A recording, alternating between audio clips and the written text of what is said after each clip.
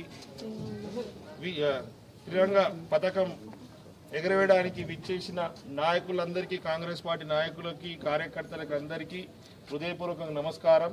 అందరికీ ప్రజాపాలన దినోత్సవ శుభాకాంక్షలు.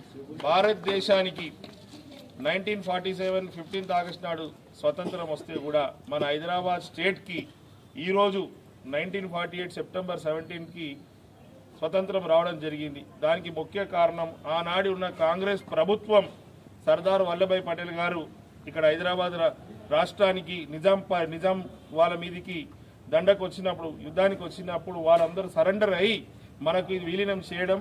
ఈ యొక్క క్రెడిట్ కేవలం కాంగ్రెస్ పార్టీది, కాంగ్రెస్ ప్రభుత్వంది, సర్దార్ వల్లభాయ్ పటేల్కే చెందుతుంది, కానీ మరి ఎవరికి చెందదు. వారు వచ్చినందుకే, వారితోటే మనకు కూడా స్వాతంత్రం రావడం సంతోషకరం విషయం. భారతదేశానికి వచ్చిన తర్వాత, స్వాతంత్రం వచ్చిన తర్వాత 1 సంవత్సరం 1 నెల 2 రోజుల తర్వాత మనకు స్వాతంత్రం రావడం అంటే, ఆనాటి నిజాం పాలకులు కావచ్చు, రజాకుల మీద కూడా మనకు చాలా అత్యాచారాలు, చాలా విధంగా ఇబ్బందులు పెడితే మన ప్రజలను కూడా విముక్తి చేసి భారతదేశంలో కలుపుకోవాలని ఒక మంచి ఉద్దేశంతో ఆనాటి కాంగ్రెస్ ప్రభుత్వం తీసుకున్న నిర్ణయమే ఈరోజు మనం ఇంత స్వేచ్ఛగా, ఇంత సంతోషంగా ఉన్నాం, సిస్టమేటిక్ ఉన్నామంటే అది కేవలం కాంగ్రెస్ పార్టీతోటి సాధ్యమైంది, కాంగ్రెస్ ప్రభుత్వంతో సాధ్యమైంది. కాబట్టి ఈనాడు వేరే వాళ్ళందరూ వీరి పేర్లు చెప్పుకొని ఏదో వేరే పేర్లు పెట్టి నడిపిస్తున్నారు, కానీ అవన్నీ కరెక్ట్ కాదు.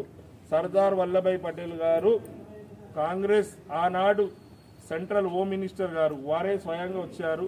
వారు కాంగ్రెస్ పార్టీకి చెందిన వాళ్ళు. మిగతా వాళ్ళందరూ వాళ్ళు అప్పుడు వేరే పార్టీలు పుట్టలే కూడా, ఈనాడు వచ్చినప్పుడు వేరే పార్టీ పుట్టలే కూడా.